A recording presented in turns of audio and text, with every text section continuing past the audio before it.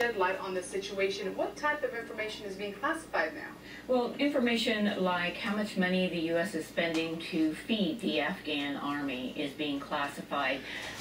Information on anti-corruption programs are being classified.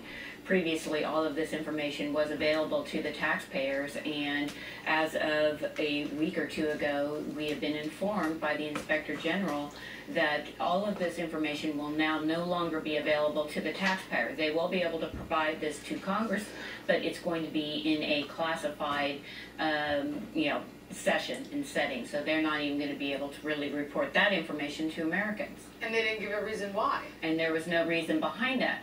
However, when you look at the situation in Afghanistan right now, and you see all the talk about the Taliban 5 being released, and you couple that with a National Intelligence Estimate report that we covered here on San Diego 6, that said that, look, even if the United States stays and continues to fund Afghanistan, that the Taliban will be taking over the country by 2017. So that's pretty staggering, and you're looking at the last couple of years here, and you're seeing, I think, a little bit of a tamp down on transparency here, because people inside the Department of Defense are tired of answering questions about, programs and reconstruction projects in Afghanistan where we have buildings that utterly disintegrate, or schools unfinished, or hospitals unfinished, type of thing. It's a waste of money when we need the money here at home. And yeah, you wonder if it's being used wisely as well. If they're finishing those projects, a lot of those projects have not been finished. They haven't, and there's indications that last year that we actually got a hold of their budget, and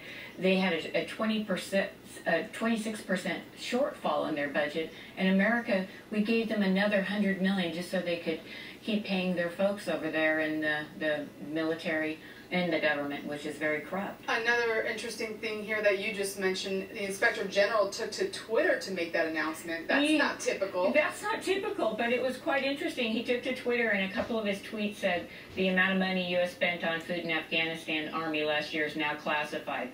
The cost of U.S.-funded contracts to provide literacy training is now classified as assessment of anti-corruption initiatives in the Afghan Ministry of Defense and Interior is now classified.